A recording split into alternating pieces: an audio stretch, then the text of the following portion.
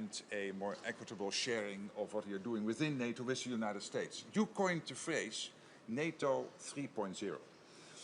And that's basically what we're now all using because it was very well put.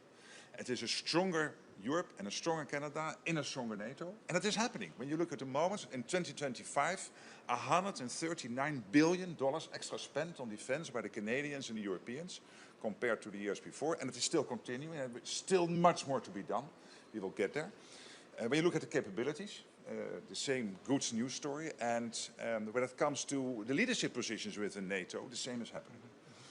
Then we had a visit in June of Secretary Hegseth, and he said, hey, listen, we constantly have to look at what is the best footprint for the US in Europe given the security environment. And he said, we will consult with our allies. This is exactly what you have been doing over the last couple of months.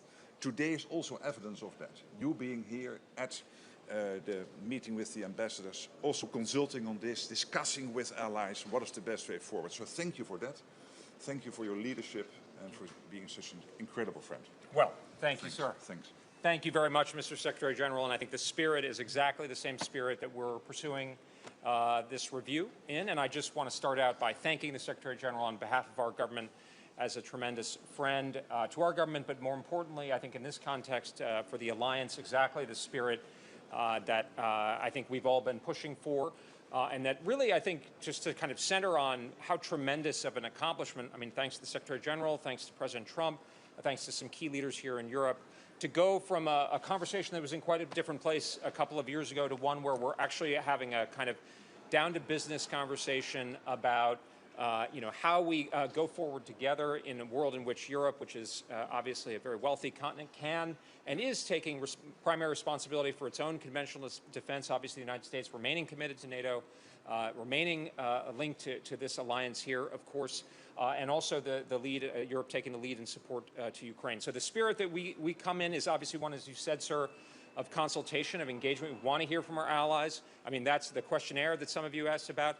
We wanted allies to hear from them directly in writing, in the spirit of NATO 3.0, sir, that you pointed to, which is a European-led conventional defense, but understanding how we manage across time the extraordinary investments by governments like Poland, like Germany, like your country, the Netherlands, many others. We hope others will come along. But I think we really want to stress here, and again, thanks to President Trump, thanks to Secretary General Rutte, how extraordinary this progress has been, and then to build, and this review is as the Secretary Hegseth has called it, the NATO 3.0 review, to advance and accelerate what's happening, and then to look at the strategic posture at a high level of the U.S. forces in Europe, obviously Europe remaining a critical interest of the United States, even as we prioritize the Western Hemisphere and the First Island chain, how we make that fit for purpose, not only for today, but going forward. Obviously, a lot of things here in the continent, we would think about even NATO 1.0, going back to 1987, 1988.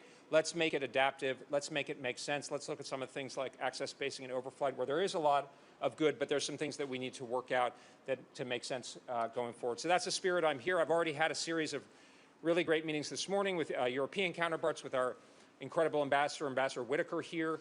I had the opportunity on Tuesday to visit U.S. European Command with General Grinkovich. That was a great working session. And then yesterday to hear from the SHAPE staff, Supreme Headquarters, Allied Powers Europe. So it's been a tremendous visit. And again, sir, really thanks to you for your leadership. Thanks for your hospitality here today. Thanks for your leadership.